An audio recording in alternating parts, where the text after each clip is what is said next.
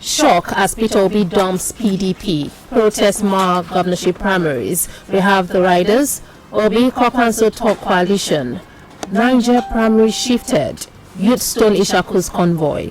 Gunshots as Adebutu Lawal supporters clash. Disrupt Ogun PDP primaries. Opponent kicks as Makinde wins. Ekweremadu Abaribe. Others withdraw. You'll find the story on page 2.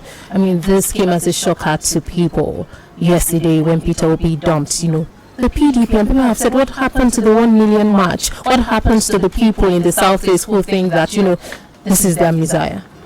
Well, I'm among those who were shocked yesterday and who are still shocked, as of this morning, that Peter Obi had dumped the PDP to an unknown party. We don't know where he's headed now, but it's clear that he's going to actually align with a political party if he's going to run in the 2023 presidential election. Many persons have said a lot of things. About Peter Obi all over the place. People have called him chicken-hearted.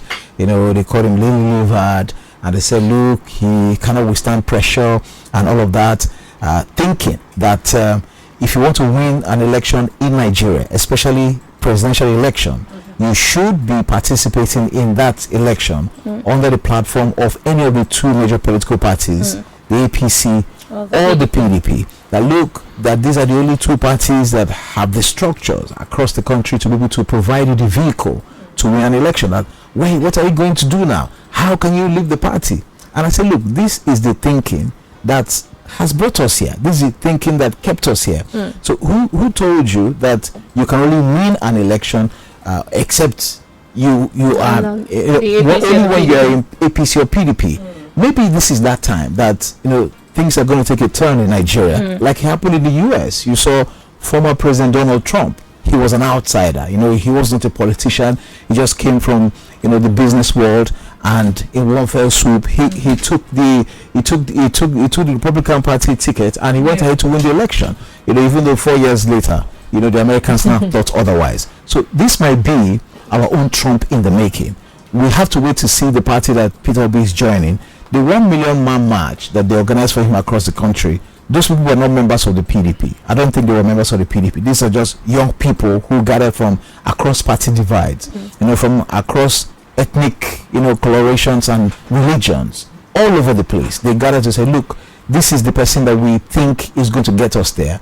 Whether that 1 million man march and the support he has been getting on Twitter and on social media handles, whether it's going to be translated into ballots on election day remains to be seen. Because people who are saying, Peter, why don't you stay in the PDP? Be there, people who love you will vote for you. The people who are going to vote, like the 811 delegates who are going to vote to select the presidential candidate in the PDP, they're not thinking like the generality of the Nigerian people who, when they go to vote in a general election, this is not a general election. This is like a collegiate election where the delegates are the ones who are going to select the candidate. They're not thinking like you and I. It's money that changes hands. Nobody should come out and tell us anything. We saw it. Namadi Sambo's son. He said, look, give me back my money. I paid you 2 million each. You collected my money and you went ahead to vote for somebody else. So it's money that decides where these votes go. And now that the delegates list have been whittled down because of President Buhari's refusal to sign the amendment, they are fewer now. So the fewer they are, perhaps the more money they're going to make. So Peter Obi might have looked at these things, and in the first place, him, he's not the one to throw dollar around. He's not that kind of man. So he had better gone to a place where he won't be required to pay delegates to get their vote. But whether Nigerians will trust that party enough as to vote for that party to produce the next president is what we're going to wait to see. But good one for him. It means that he has decided that he cannot be second fiddle to anybody. Yes, I listened to Doyo Kupe who said, look, there are options on the table. But he said the only option that is not on this table is that Peter Obi will be vice president or vice presidential candidate to anybody. So I think he's now trying to become his own man. Yes, just like you said, some people have said he cannot emerge, the candidate of the PDP, and maybe that's why he's going to another party where, he probably will get the votes if he's, candidate of that party. But like you said, we don't even know the party. It's clear that the PDP they have thrown their options open, and perhaps the two people who are front runners now with the exit of Peter Obi should be Alhaji Atiku Abubakar and Governor Nyesom Wike. You see how this is going to affect the PDP. You see, the primaries of these two political parties will implode these two parties. Don't deceive yourself. Even in the APC, the talks are there because Jonathan is by the sidelines. We hear that the Lagos big man is even looking to also make a move. The APC and the PDP, the prayers of many Nigerians may just be answered this time.